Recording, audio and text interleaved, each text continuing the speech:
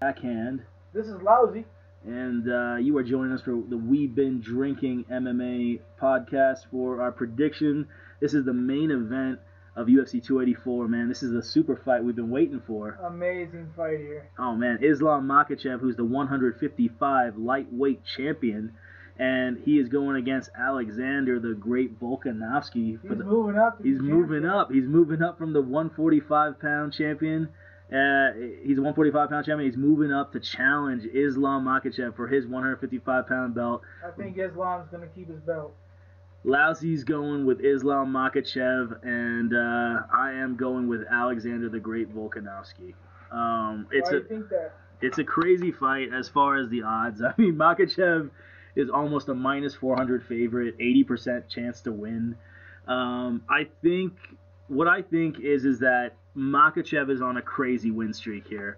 He hasn't lost in like 7 years. He got KO'd about 8 years ago, actually. This is 8 years ago. Yeah. Ever since then, he's won every single fight, and his last 5 fights, he has won by finish. And like dominant finishes, like first round, second round. Some good names too. Great names. Moises, Bobby Green, Drew Dober. He finished Drew Dober. You know what I'm saying? That's crazy. He finished Drew Dober, finished Bobby Green with submission, KO'd Bobby Green, TKO'd him.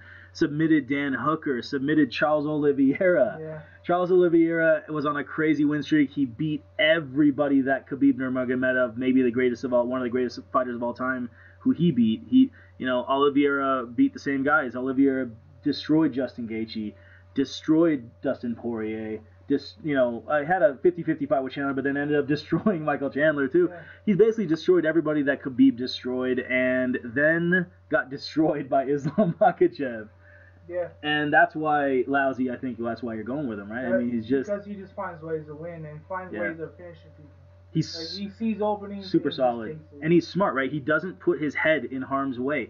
Like, he's learned so much after that knockout 8 years ago, that loss, that he's so smart. He really has learned a lot from his training partner, one of his best friends, Khabib Nurmagomedov, that you're going to win by grappling. You know, if you wait for your punches, your counters, you can get them. You don't need to rush in. So stick to keeping your distance, and he's gotten really good at keeping his distance. Wait for the opening and just attack. He really doesn't have many openings to hurt him.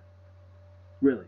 Yeah. The only openings I would say is that it's his boxing. And the boxing, really the openings happen because he might throw some 3-punch combinations when he really should be maybe just throwing a jab instead and not going forward too much. But the reason he can do that is because he knows if he gets close, he's just going to grapple you. Yeah. So he basically has no fear. He's one of the most fearless fighters we've ever seen, as far as everyone says they have no fear, but this guy fights like he has no fear. He knows. He knows. He just knows. He knows that if he misses with his punches, he's going to take you down easily. Well, he's from Dagestan, just like Khabib. On the switch here, when's the last time Alex has lost? 10 years ago? 10 years ago. He lost. The reason that is because he makes people fight his fight. And by the way, that was his first year of fighting. First year of fighting, he got TKO'd back in Australia, and it was his 4th fight. He got TKO'd in the 3rd round. Ever since then, he's gone on a ridiculous win streak. I think it's about 19 or 20 fight win streak. And people fight his fight. Yeah. So the reason That's just not going to happen in this fight. What's up? In my opinion. Yeah. It's not going to happen in this fight. He makes people fight his fight because he loves that leg kick. He loves it. He loves it just as much as Justin Gaethje loves his leg kick. So I think Islam Makhachev has had no fear because he's been fighting people who are mostly subpar. Yeah. The people who he's beaten, who we talked about, was Drew Dober. Not subpar. They're not subpar, but they're not contenders. Top 5. They're not top 5. They're not top 7. They're guys who are maybe in the number 17 rank, and he's had his way with them, so he's looking great against them. But it's because they don't have wrestling. It's because they don't have good grappling defense. Bobby Green is a striker, as we know. He keeps his hands down. He is a pure striker.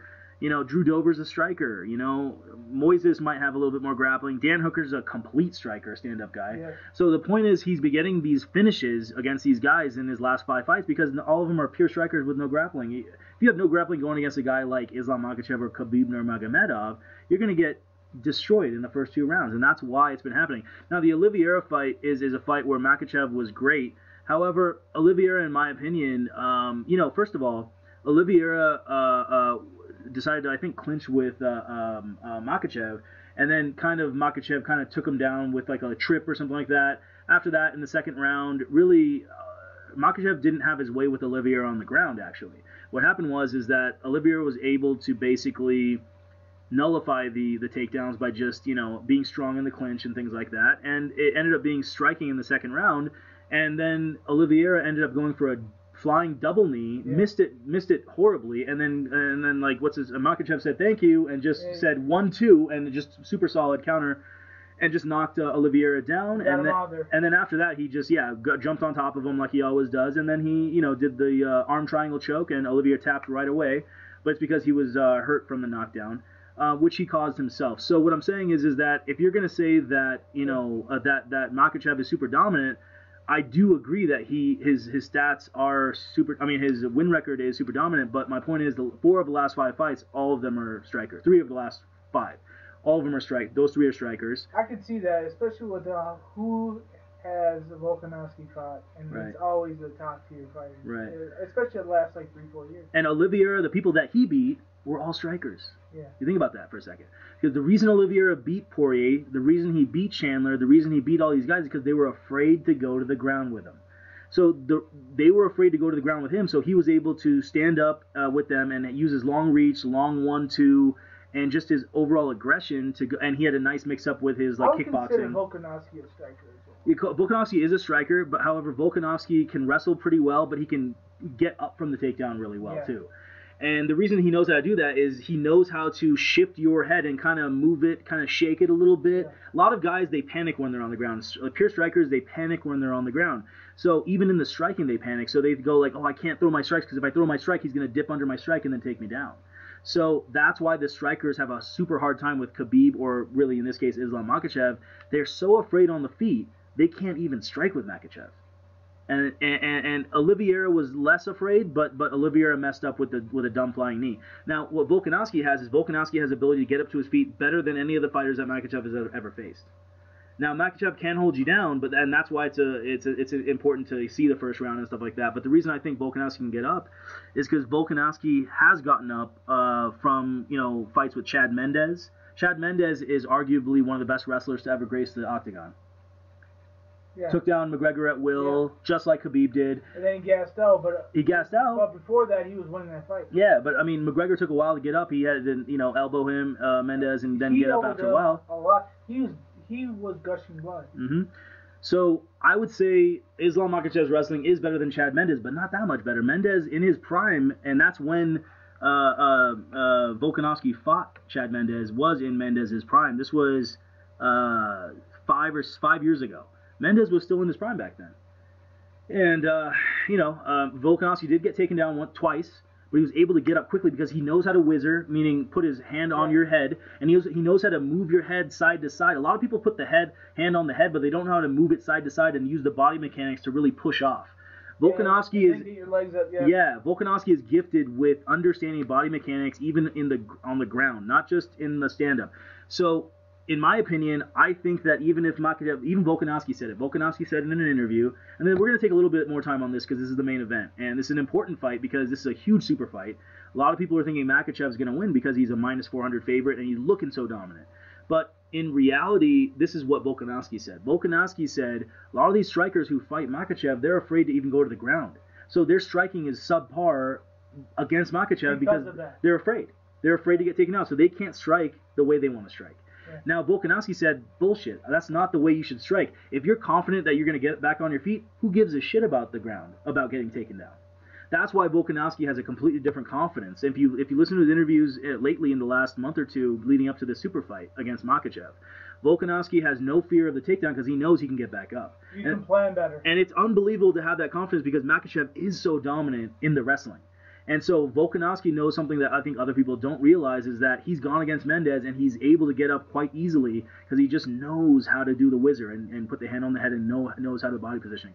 So it's going to turn into a stand-up contest, in my opinion. I know a lot of people think Makhachev is super dominant, but Makhachev's timing with wrestling is important, but again, it's usually against pure strikers. Volkanovski can get up off the ground. Volkanovski can wrestle himself.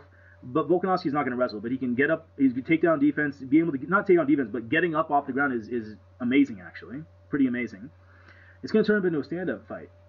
This is a situation where I believe Makhachev is going to get slightly exposed because Volkanovski is used to doing not just 3-punch combinations going forward. He can do 2-punch combinations with a leg kick, like he showed with the Holloway fight. He loves that leg kick. Amazing. Like he puts 3-4-punch combinations or 2-punch combinations with a leg kick, so three strike combos. Going backwards, he can do the same thing. But Volkanovski does expose himself with that leg kick. He does get those flash knockdowns, especially with that Holloway fight. Yeah.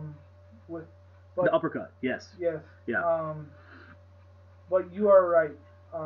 If this is stand-up fight only, it's gonna be a problem. And listen, I agree. Like those 3 fights ago or 2 fights ago, when he fought Max Holloway in that second fight, their rematch, he did get uppercutted 3 times. I think got flash knocked down 2 or 3 times. Yeah. But guess what happened in their trilogy fight?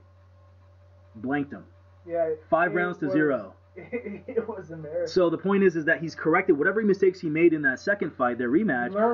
He learned from them. Yeah. The trilogy, he was so flawless that Max Holloway destroyed Jose Aldo, who was he was the only champ for 10 years in the featherweight division until McGregor knocked him out.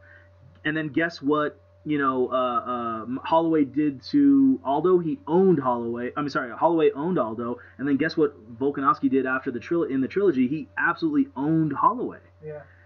And I'm talking about Holloway might have the best boxing in the UFC. How do I prove that? I mean, look at what he did to Calvin Kattar.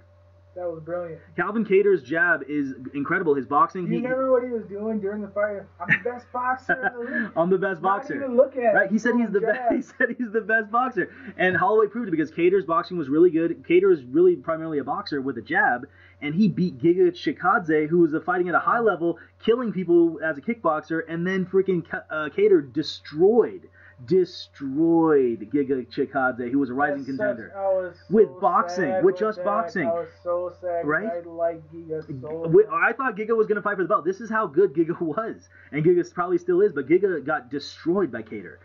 Probably changed his career path. Yeah. And then Kattar got destroyed by Holloway with pure boxing. So what happened to Holloway? He got destroyed by Volkanovski. So we're talking about destroyed the guy who destroyed the guy who destroyed the guy, right? That's the type of thing that we're talking about. Like how good. So Volkanovski's timing must be impeccable in order to beat the guy who beat Aldo, who beat this other guy, who beat some other guy who's another contender, right? Like phenomenal boxing by Volkanovski. A plus B doesn't equal C. No, it doesn't. But it doesn't. But improvement. But bro, improvement. He's shown every single time. Improvement. Yes. He comes up to the level of that.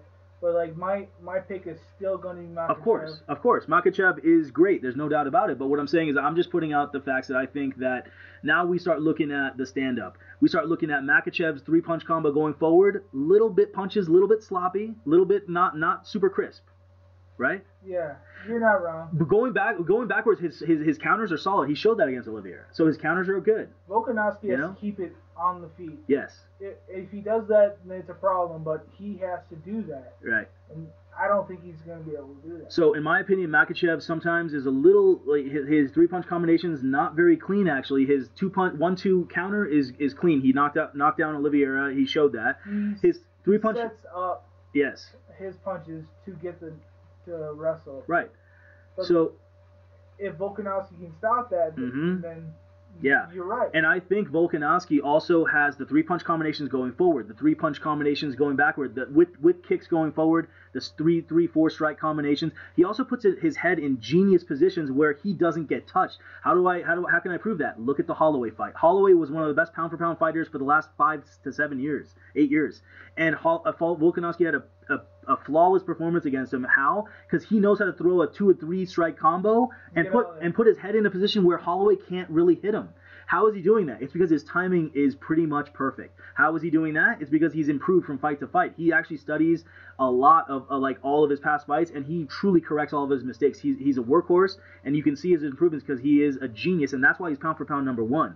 Now, Islam Makhachev, if he beats Volkanovski, I think Islam deserves to be top 3 or 4 pound for pound, but because he is heavier, he's not going to become #1 right away. Plus, you have John Jones and other guys. But the thing is that if Volkanovski beats Makhachev, he will cement his #1 pound for pound status because John Jones has not gone up to heavyweight yet.